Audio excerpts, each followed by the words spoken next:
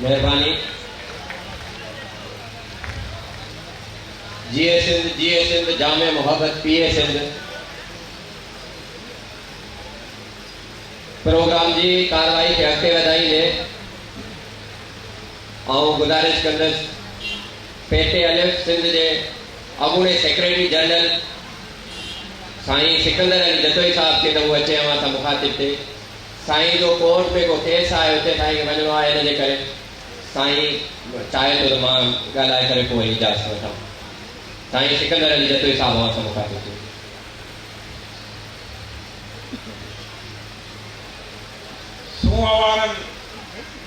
सूंह वारनि आ सॼो अची पहुता आहियूं, कुर्बदारनि आ सॼो अची पहुता आहियूं। हूअं त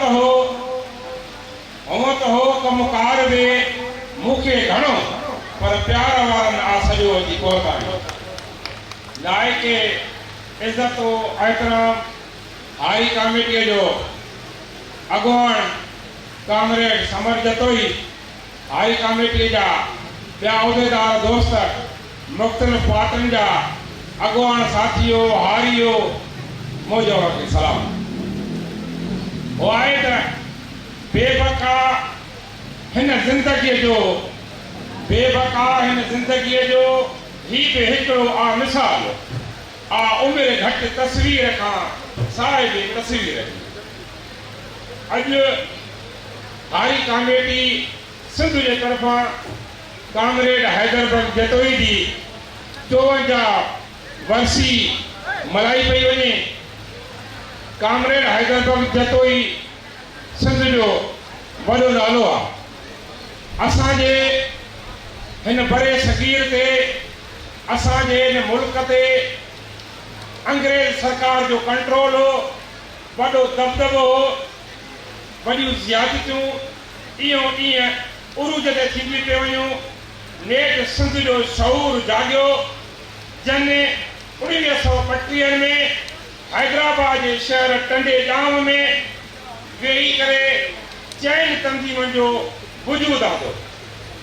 हिकु 1935 में हारी कमेटी जो वजूद पियो ऐं 1935 में अजबी संगत जो वजूद पियो। 1935 में प्राइमरी उस्तादनि जी तंज़ीम जो वजूद पियो। 1935 में शागिर्द तहरीक जो बि उन दौर में वजूद पियो।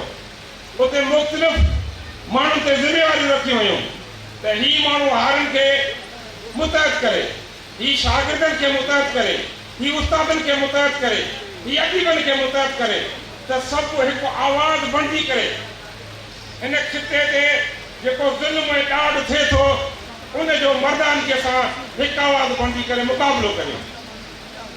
अॻ में हारियुनि सां अहिड़ियूं ज़ियादतियूं हुयूं, जेकॾहिं भाण जी क़ीमत उन दौर में 5 रुपया हुई त हारीअ खां उन जी वसूली हीअं थींदी त 5 रुपया भाण जा, 5 रुपया भाण वारा ऐं 5 रुपया मुंहिंजा तोड़े हुया। आख़िर में उनजो सिलो छा मिलंदो हारीअ खे? हारी वरी बि पोछण ख़ाली कयूं कुले खे निकितो वेंदो, वरी पंहिंजे उन पोयों वरी कर्ज़ जी पर्ची बि खणी वेंदो त अञा हेतिरो तो ते कर्ज़ बि थियो, पोषण बि ख़ाली थियो। नेठीअ ज़ियादतियूं उरूज ते थींदियूं हुयूं। सिंध जो शऊर कोशिशि कंदो रहियो पखू देरे जी चीकी मिटीअ जी पैदावार हैदर जतोई जे नाले सां हिकु नौजवान जेको रेवेन्यू जो ऑफिसर हुयो, रेवेन्यू डिपार्टमेंट जो बि हारियुनि सां तालुक आहे, ऐं हुन ॾिठो त हारियुनि सां राति ॾींहुं ज़ियादती वधंदी थी वञे। ज़मींदार जॾहिं हारी सख़्त सर्दीअ में निकण उस में ज़मीन जो सीनो चीरे करे सख़्त महिनत करे फसल तैयार थो थिए करे, ऐं जॾहिं उनजी बटाई थी थिए त उनखे पोषण कुले ते आहे ऐं वरी हिकिड़ो चिटो मिले थो त तूं अञा साल जे लाइ कर्ज़ी आहे। इन ज़ियादत में पखू देरे जी चीकी मिटीअ मां जनम वठंदड़ कामरेड हैदर जतोई खे निर्वाह कयो ऐं हुन पंहिंजी कलेक्टर जी सीट खे फुने करे हारी हक़दार जो नारो हयो। इहो नालो हुयो त जेको खेड़े सो खाए ऐं हारनि जे हक़नि जे लाइ जिदोजहद कई ऐं उहा हारी कामरेड हैदर बख्श जतोई हारी कमेटीअ खे एतिरो त मज़बूत कयो, एतिरो त मुतहरिक कयो सिंध में, जो उन वक़्तु जेके वॾेरा जागीरदार सरमाएदार हुया उहे परेशान थी विया। अयूब सरकार परेशान थी। इहा ॻाल्हि हिकु दोस्त कई हो त कामरेड हैदर बख्श जतोईअ खे हारनि जे लाइ मट जेल में ॾिसणा पिया। कामरेड हैदर बख्श जतोईअ खे लाहौर में जेल में ॾिसणा पिया, पर कामरेड हैदर बख्श जतोईअ को बि हौसलो न हारियो, सख़्तियूं बर्दाश्त कंदो रहियो, पर हारनि खे पंहिंजा हक़ ॾियारिया। हाणे जेके हारनि सां जेको बटाई थिए थी, उहा जेका अधोद थिए थी, उहा अॻे अधोद बि न हूंदी, उहा अधोद जेका बटाई उहा बि हैदर बख्श जतोई ॾियारी उनजे नाले सां मिली, उनजी महिनत सां मिली। ऐं हैदर बख्श जतोई जी महिनत एतिरो रंग लाथो जो मुल्क जा सियासतदान परेशान थी विया। इहा हारी कमेटी हैदर बख्श जतोई जी महिनत सां अॻिते हली सिंध जो मज़बूत प्लेटफॉर्म थी। ईअं सम्झो त पार्टी जी शिकिल अख्तियार करे वई। पन्नी आख़िर सां मुंहिंजो तालुक़ु आहे। हिन हारी कमेटीअ सां पन्नी आख़िर जो वॾो कंट्रीब्यूशन आहे। कामरेड अब्दुल कादिर इंधड़ उहो बि हारी कमेटी जो वॾो नालो आहे। पन्नी आख़िर में हिकिड़ी इलेक्शन थी, सूबाई इलेक्शन ते हिकु पासे जो सरदार इलेक्शन में हुजे ऐं ॿिए पासे जो हारी कमेटी जे तरफ़ां हिकिड़ो सैयद इलेक्शन में हुजे। वॾो मुक़ाबिलो थियो। पोइ वॾेरनि आख़िरकार ठप्पा हणी करे हारी कमेटी जे उमेदवार खे 150 जी लीड ते हारायो। ठप्पा हणण खां पोइ बि हारी कमेटी जे उमेदवार खे 150 लीड ते हारायो। मुंहिंजे चवण जो मक़सदु हैदर बख्श जतोई जी महिनत सां सिंध जो मज़बूत प्लेटफॉर्म हारी कमेटी थी वई। हिन वक़्तु बि असां सभिनी खे जेके वेठा आहियूं हैदर बख्श जतोई जे नक्शे क़दम ते अमल करणो पवंदो। उन वक़्तु हाल सां केॾियूं ज़ियादतियूं हुयूं। हिन वक़्तु बि उन वक़्तु ज़ियादतियूं अंग्रेज़ सरकार जा पठू पिया कनि। मतां चओ त उहे नस्ल ख़तमु थिया आहिनि। उहे नस्ल दर आस्ते आस्ते यको हलंदा पिया अचनि, उहे अपग्रेड पिया थियनि। ऐं उन्हनि अॻ में जेके हारीअ खे चवंदा हुआ त 5 रुपया भाणे जा, कामरेड चवंदा हुआ त 5 रुपया भाणे जा, 5 रुपया भाणे वारा ऐं 5 रुपया भाणे जा तोले हुया। हाणे बि साॻी सूरत हाल आहे।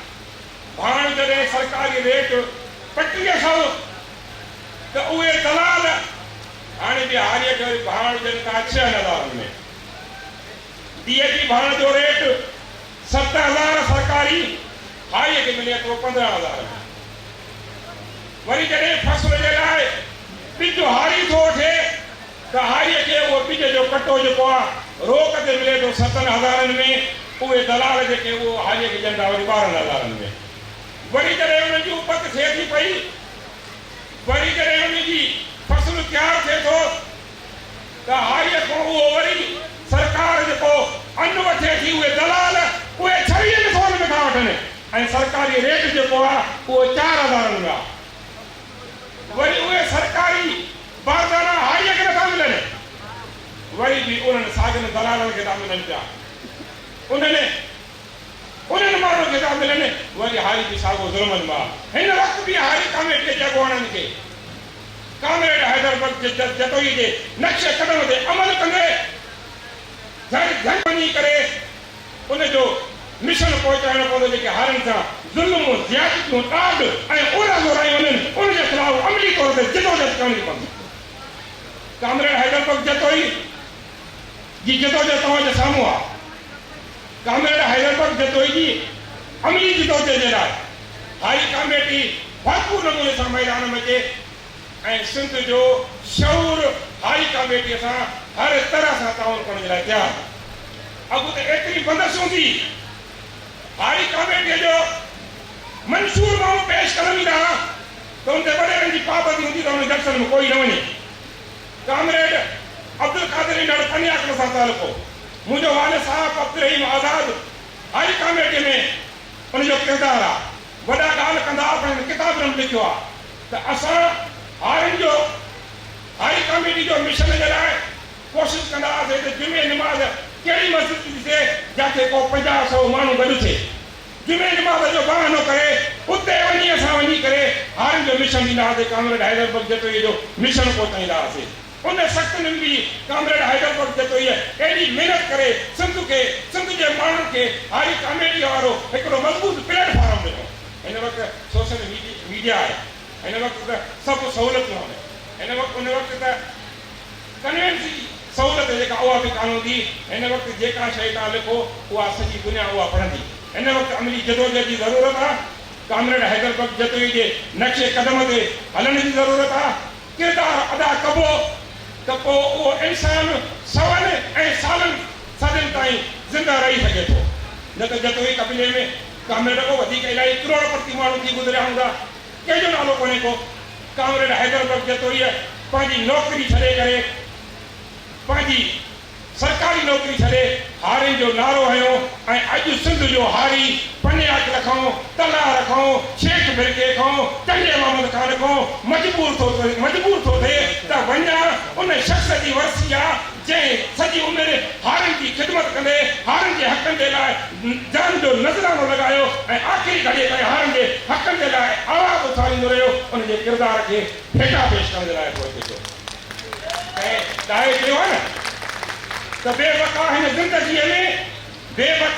हिन ज़िंदगीअ में कमकार को अहिड़ो कजे जीअं मोए खां पोइ हर जाइ ते वाह त असां सभिनी खे कामरेड हैदर बख्श जतोई जे नक्शे ते अमल करणो पवंदो सिंध जे माण्हुनि सां हारियुनि सां विजी तबिके सां मज़दूरनि सां नारनि सां ही जेके वेठा आहिनि हिन वक़्तु बि ज़्यादतियूं नाइंसाफ़ियूं उरूज ते आहिनि वक़्त जी ज़रूरत आहे त हारी कॉमेडीअ खे मज़बूत कयो ऐं हारी कॉमेडीअ जा अॻुवान सिंध जे घर घर में अची करे कामरेड हैदर बख्श जतोई जे फ़लसफ़े खे उन जे मिशन खे माण्हुनि ताईं पहुचायो सिंध जो शऊर इंशा अल्लाह ताला तव्हां सां गॾु हूंदो ऐं माज़ी बि गॾु रहियो आहे हिन वक़्तु बि गॾु हूंदो तव्हांजी महिरबानी दिल त चवे थी त कामरेड हैदर बख्श जतोई ते ॻाल्हाइजे एॾो वॾो कामरेड हैदर बख्श जतोई जो किरदारु आहे जंहिं ते मां जहिड़ो माण्हू जंहिं वटि न इल्मु हुजे न हिल्म हुजे न एॾो को वसीउ तजुर्बो हुजे कलाक हैदर बख्श जतोई जी शख़्स ते माण्हू ॻाल्हाए सघे थो